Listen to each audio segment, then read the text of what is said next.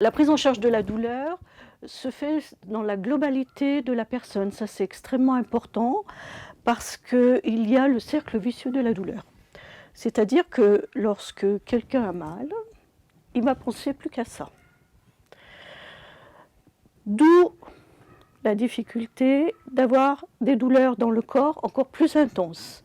Il va ressentir sa douleur de façon encore plus intense. Ce qui va entraîner du stress, des émotions négatives, et tout ce lot de difficultés va entraîner une douleur encore plus importante. Voilà. Donc c'est ce qu'on appelle le cercle vicieux de la douleur. Donc on a mal, l'attention est focalisée sur cette douleur, ce qui donne du stress, des émotions négatives, de l'anxiété généralisée, voire de la dépression. Donc c'est pour ça que c'est important d'avoir à disposition les techniques non médicamenteuses qui vont aider le patient justement à gérer ses difficultés, anxiété, voire dépression, angoisse, pour ressentir un peu moins sa douleur. Les manips radio, dès qu'il y a nos patients, d'abord ils ne les font pas attendre, ils sont pris tout de suite, ils adaptent des trucs, c'est pas très orthodoxe mais ça marche, voilà. Et puis après, les choses simples, de faire une bandelette urinaire, d'aller palper le ventre quand c'est possible, même s'il reste debout, même s'il est par terre, enfin, on s'adapte, il y a des traitements antalgiques d'épreuve sur une certaine durée, qui va faire que on va essayer de voir si ça améliore le patient. Un protocole de délivrance du paracétamol, donc qui est une molécule antalgique de premier niveau, de façon à faciliter la prise en charge de la douleur rapidement, en l'absence de la présence d'un médecin, dans des situations de ce type-là. Il y a la connaissance de ces personnes avec leurs particularités sensorielles, ce qu'ils essaient de se produire pour se stimuler. Il y a la connaissance de leur fonctionnement cérébral qui dit que c'est très séquencé, donc c'est possible qu'il n'y ait pas la plainte tout de suite après la stimulation douloureuse.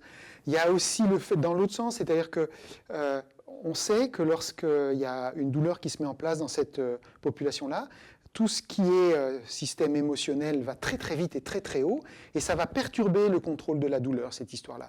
Et du coup, ils vont mettre aussi plus de temps que les autres à s'apaiser.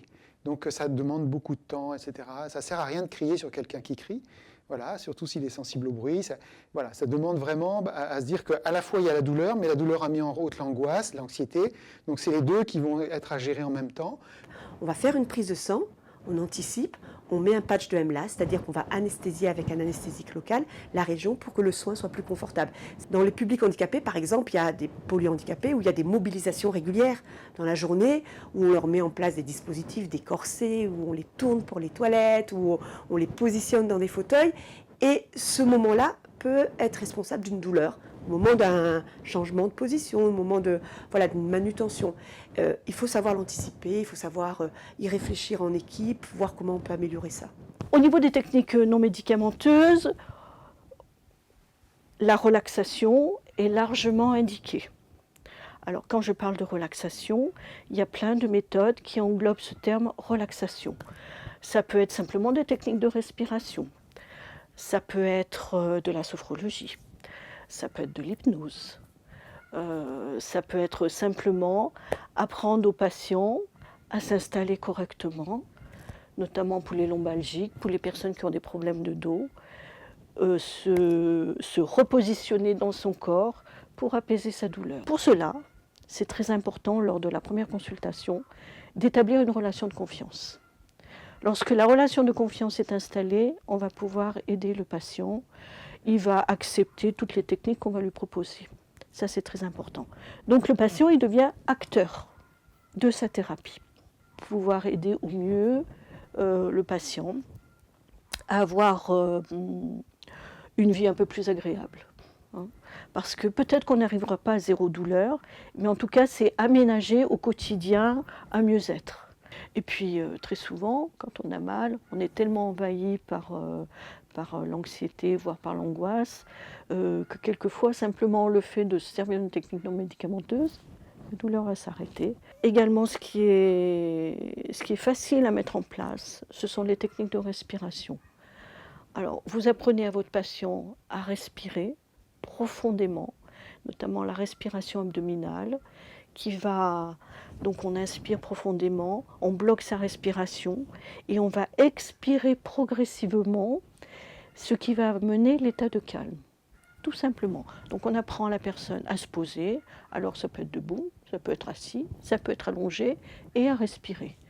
Alors on va faire une dizaine de respirations de ce type-là, pas plus, parce qu'après il peut y avoir un apport d'oxygène qui peut faire tourner la tête, enfin voilà. Et le patient va sentir tout de suite l'anxiété s'évacuer et à mieux être. À anesthésier sa douleur. Alors ça prend un peu de temps. Lorsque le patient commence à ressentir une sensation de chaleur, on peut lui faire diffuser cette chaleur dans sa main et focaliser cette sensation de chaleur. Et progressivement, avec des images, et notamment des images de glaçons, de neige, on va amener une sensation de fraîcheur dans la main et lui demander, lorsqu'il ressent cette sensation de fraîcheur, de poser sa main sur la partie douloureuse, ce qui va anesthésier la douleur. Alors, ça prend un peu de temps, hein. Et notamment ça marche bien dans les douleurs dentaires et les migraines. Alors ça c'est très très facile à mettre en place, puisque tout le monde à la maison a une bouillotte. Donc on fait chauffer son eau, mais dans la bouillotte, on protège la bouillotte pour ne pas se brûler, et on applique cette chaleur sur la zone douloureuse. Alors, ça permet d'évacuer la douleur, et en plus ça apporte la chaleur, ça diffuse un bien-être. Donc on est vraiment en état de relaxation. Alors pour les personnes qui ont mal au cou, qui ont mal au dos, c'est vraiment quelque chose qui marche extrêmement bien, qui est facile à mettre en place. Bien s'installer et rester un quart d'heure avec ce pack chaud. Hein, c'est ce qu'on appelle la thermothérapie. Alors c'est sûr qu'en institution, il existe des packs de chaud et de froid. Donc en institution, moi je demande à l'infirmier ou à l'infirmière de rester avec le patient, de s'installer un quart d'heure avec le patient, de lui parler, de lui faire une technique de relaxation ou de respiration. Donc il y a le cocooning qui a une action, plus la chaleur. Donc en fait, on est gagnant sur toute la ligne avec cette technique. Alors au niveau de la thermothérapie, donc c'est un pack de froid. Alors pour les enfants qui tombent souvent, voilà, c'est super bien adapté. Pour les migraines, pour les maux de dents, on met du froid. Et ça marche extrêmement bien, pareil. Pack de froid, un quart d'heure, et on a une action immédiate sur la douleur. En plus, ce qui est intéressant quand on travaille en institution, c'est que ça fait partie du rôle propre du soignant.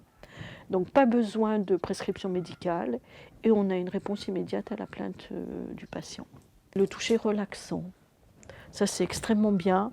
On va vraiment pouvoir modifier la douleur avec le toucher relaxant. Donc, tout le monde le sait, get control, c'est-à-dire qu'on va stopper le message nociceptif. Et justement, c'est pour ça que c'est important, toutes les techniques de toucher relaxant. Ça va permettre d'arrêter ce message nociceptif. Et en plus, poser la main, c'est rassurant, c'est cocooning, c'est vraiment quelque chose qu'on peut mettre en place. Et ensuite, et de plus, oui, très important, le toucher, ça libère les endorphines. Donc, ça va anesthésier la sensation douloureuse. Voilà. Et puis, il y a également l'effet de distraction du patient. Ça, c'est toujours important. Alors, le mandala, c'est intéressant parce que ça permet d'être en état de relaxation tout en coloriant. Facile à mettre en place aussi actuellement. Donc, on peut faire un groupe avec de la musique tranquille, coloriée. Donc, c'est pareil, détournement de l'attention. C'est ça qui marche.